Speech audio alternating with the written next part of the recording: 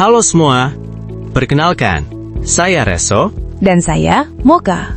Dalam video ini, kita akan membedah bagaimana sistem pembelian dan pengendalian persediaan bekerja di Point Coffee. Kita tidak hanya melihat alurnya, tetapi juga mengidentifikasi potensi resiko besar yang sering luput dari perhatian.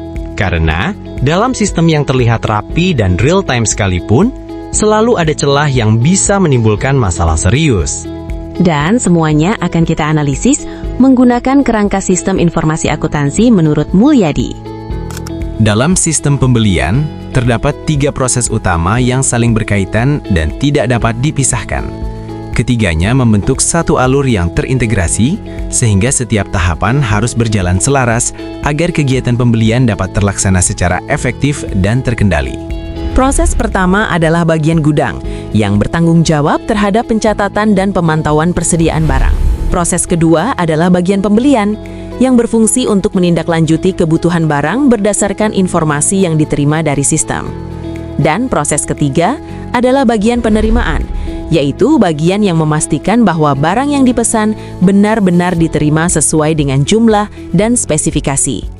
Ketiga proses ini membentuk satu alur sistem pembelian yang terintegrasi, di mana setiap keputusan pembelian sangat bergantung pada informasi yang dihasilkan oleh proses sebelumnya. Jika kita perhatikan secara menyeluruh, sistem pembelian di outlet Point Coffee memang terlihat rapi, terstruktur, dan sudah terdigitalisasi dengan baik. Setiap proses, mulai dari pencatatan stok, pemantauan persediaan, hingga pemesanan ulang, telah terintegrasi dalam sistem pusat. Secara teori, ini mencerminkan praktik sistem informasi akuntansi yang modern dan efisien. Namun, terdapat satu karakteristik penting yang perlu kita perhatikan lebih dalam. Seluruh proses pembelian sepenuhnya bergantung pada data stok yang tercatat di dalam sistem. Artinya, keputusan untuk melakukan reorder, menentukan jumlah pembelian, hingga memastikan ketersediaan bahan baku, semuanya bertumpu pada akurasi data tersebut. Ketika sistem menjadi satu-satunya sumber kebenaran, maka validitas data menjadi faktor yang sangat krusial. Artinya, selama data di sistem dianggap benar, maka sistem akan secara otomatis menganggap kondisi persediaan berada dalam keadaan aman dan terkendali.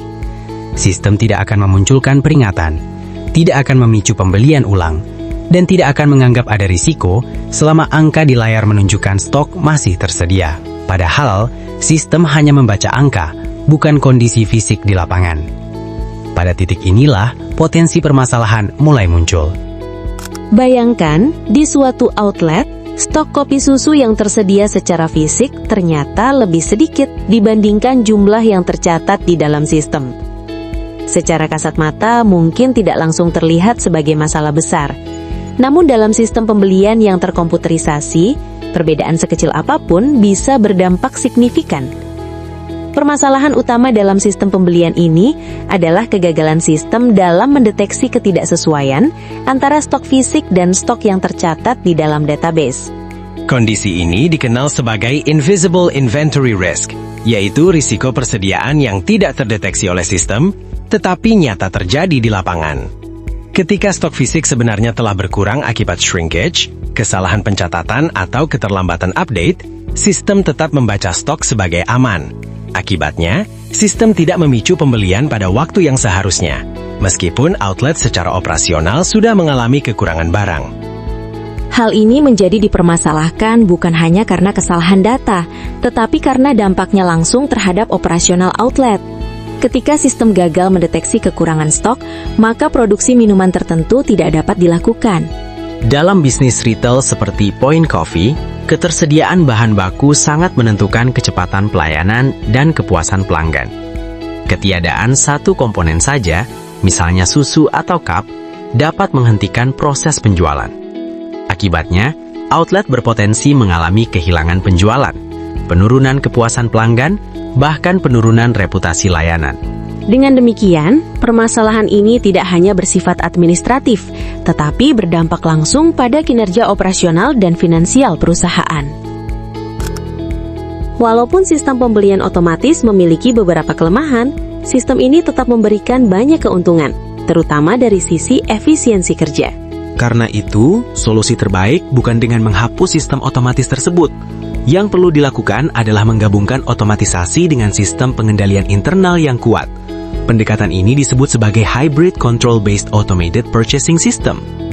Mitigasi pertama yang dapat diterapkan adalah penggunaan Exception-Based Inventory Control. Pendekatan ini berfokus pada pengawasan berbasis penyimpangan, bukan pada pemantauan seluruh stok secara terus-menerus. Artinya, sistem tidak perlu memeriksa setiap item setiap saat. Sistem hanya akan memberikan peringatan ketika terjadi kondisi yang menyimpang dari batas yang telah ditentukan sebelumnya.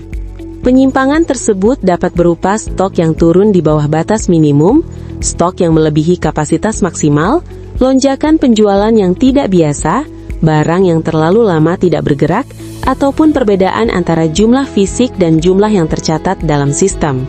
Sebagai contoh, apabila stok kopi masih berada dalam rentang normal, sistem tidak akan melakukan tindakan apapun.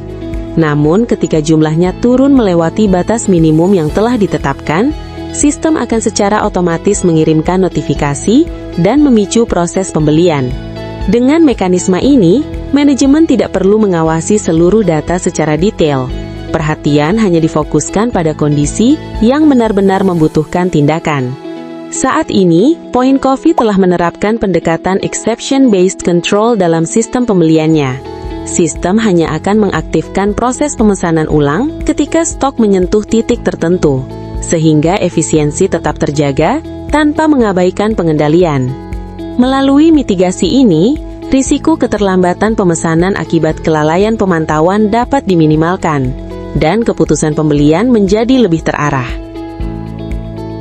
Mitigasi kedua yang dapat memperkuat sistem pembelian adalah penerapan Mandatory Cycle Count. Metode ini merupakan penghitungan persediaan yang dilakukan secara rutin dan terjadwal, tanpa harus menunggu adanya indikasi kesalahan atau selisih terlebih dahulu. Berbeda dengan perhitungan menyeluruh di akhir periode, cycle count dilakukan secara bertahap. Barang dibagi ke dalam beberapa kelompok, dan masing-masing kelompok memiliki jadwal penghitungan tersendiri. Dengan pendekatan ini, meskipun data stok di sistem terlihat normal, pengecekan fisik tetap dilakukan sesuai jadwal. Tujuannya adalah memastikan bahwa jumlah yang tercatat benar-benar sesuai dengan kondisi real di lapangan.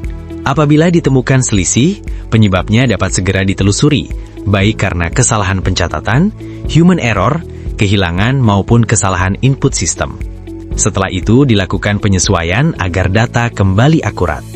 Saat ini Point Coffee telah menerapkan metode cycle count dalam operasionalnya, namun pelaksanaannya belum sepenuhnya optimal. Beberapa kendala yang masih terjadi antara lain ketidakkonsistenan jadwal penghitungan akibat keterbatasan waktu operasional, serta belum adanya sistem pengawasan yang memastikan bahwa seluruh kelompok barang benar-benar dihitung sesuai periode yang ditetapkan. Selain itu, hasil penghitungan fisik belum sepenuhnya terintegrasi secara real-time dengan sistem, sehingga proses penyesuaian terkadang mengalami keterlambatan. Kondisi tersebut menunjukkan bahwa meskipun prosedur sudah ada, efektivitasnya masih perlu diperkuat agar mampu berfungsi sebagai lapisan pengendalian yang benar-benar preventif. Mitigasi ketiga yang dapat meningkatkan keandalan sistem pembelian adalah penerapan safety stock adaptif. Safety stock merupakan persediaan pengaman yang berfungsi mengantisipasi ketidakpastian, baik dari sisi permintaan maupun waktu pengiriman. Dalam pendekatan adaptif, jumlah safety stock tidak bersifat tetap. Nilainya akan menyesuaikan secara dinamis berdasarkan pola penjualan, variasi permintaan, serta perubahan lead time dari pemasok. Secara teoritis, besarnya safety stock dipengaruhi oleh 3 faktor utama, yaitu fluktuasi permintaan, variabilitas lead time, dan tingkat layanan yang ingin dicapai perusahaan. Semakin tinggi ketidakpastian, maka semakin besar kebutuhan buffer stock. Melalui sistem adaptif, perhitungan deviasi permintaan dilakukan secara berkala. Sistem juga memperbarui estimasi lead time aktual, sehingga nilai safety stock dapat disesuaikan secara otomatis sesuai kondisi operasional. Sebagai contoh, ketika terjadi peningkatan penjualan menjelang akhir pekan atau periode promosi, sistem akan menaikkan batas persediaan pengaman. Sebaliknya, ketika permintaan kembali stabil, jumlah safety stock dapat diturunkan agar tidak menimbulkan kelebihan persediaan. Namun, berdasarkan hasil observasi yang kami lakukan, Point Coffee belum menerapkan mekanisme safety stock yang bersifat adaptif. Batas minimum persediaan masih ditetapkan secara tetap dan belum mempertimbangkan fluktuasi permintaan maupun perubahan lead time secara sistematis. Akibatnya, pada kondisi tertentu seperti lonjakan penjualan atau keterlambatan pasokan, risiko kekurangan stok masih berpotensi terjadi. Dengan demikian, penerapan safety stock adaptif dapat menjadi penguatan tambahan agar sistem pembelian tidak hanya reaktif terhadap batas minimum, tetapi juga proaktif dalam mengantisipasi dinamika operasional. Dari pembahasan yang telah dijelaskan, dapat disimpulkan bahwa permasalahan utama dalam sistem pembelian terotomatisasi outlet Point Coffee terletak pada ketidakmampuan sistem mendeteksi ketidaksesuaian antara stok fisik dan stok yang tercatat di dalam database. Permasalahan tersebut menunjukkan bahwa efisiensi tidak selalu identik dengan keandalan. Sebuah sistem dapat berjalan cepat dan otomatis, namun tetap menyimpan risiko apabila tidak dilengkapi mekanisme pengendalian yang memadai. Melalui pendekatan mitigasi yang dirancang, sistem pembelian tidak lagi hanya berfokus pada kecepatan proses, tetapi juga pada kualitas informasi yang menjadi dasar pengambilan keputusan. Pada akhirnya, sistem yang baik bukan hanya mampu menjalankan prosedur secara otomatis, tetapi juga mampu menjaga akurasi, keandalan, dan stabilitas operasional perusahaan. Karena dalam sistem informasi akuntansi, keputusan yang tepat selalu dimulai dari informasi yang dapat dipercaya.